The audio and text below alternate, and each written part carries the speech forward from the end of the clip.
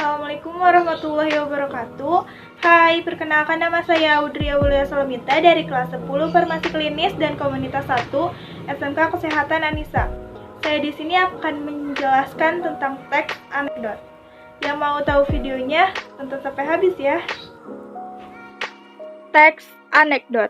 Teks anekdot adalah sebuah cerita yang dibuat untuk memberikan kritikan dan sindiran, yang biasanya ditunjukkan kepada pejabat atau peninggi tertentu, tetapi dengan bahasa yang sehalus mungkin sehingga pihak yang dituju tidak tersinggung.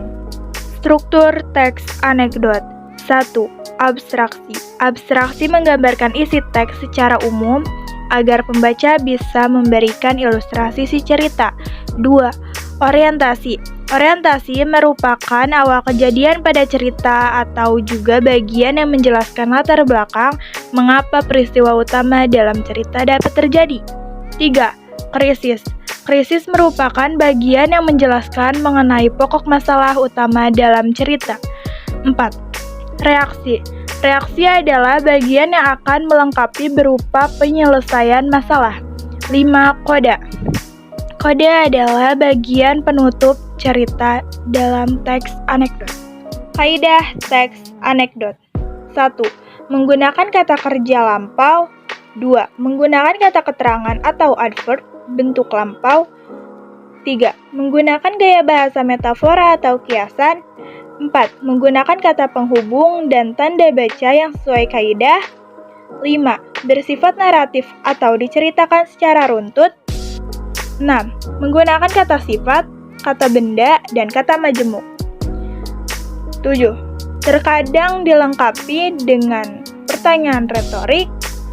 8. Umumnya menggunakan bahasa informal atau bahasa sehari-hari. 9. Dapat memadukan antara fakta dan kejadian atau sekedar menceritakan kejadian unik. Contoh, hukum penjara seumur hidup untuk pencuri ikan.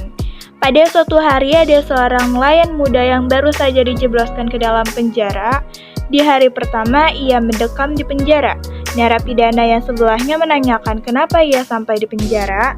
Napi, kamu masih muda, tapi kenapa sudah masuk penjara? Kejahatan apa yang sudah kamu lakukan? Nelayan, yang saya lakukan hanya mencuri ikan. Napi, terus kamu divonis sehingga berapa tahun? Nelayan, saya divonis dengan hukuman seumur hidup dan masa percobaan selama 2 tahun. Si napi melongo karena merasa heran dan menanyakan lebih jauh lagi karena masalah ini tergolong sangat aneh. Napi, hanya mencuri ikan kamu dihukum seberat ini. Memang kamu mencuri ikan apa? Paus langka atau apa? Nelayan, begini, aku mencoba membom ikan di dalam waduk dengan sebuah detonator atau bom kecil. Setelah bom saya lempar, kemudian ada 3 ekor ikan yang mengambang di permukaan air setelah alat yang saya gunakan sudah meledak.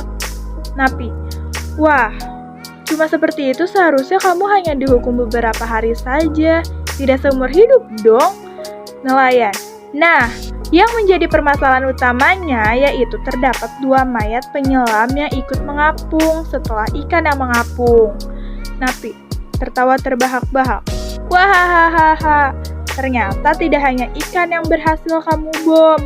Bahkan penyelam yang tak berdosa saja ikut kena bom. Pantas saja kamu masuk penjara.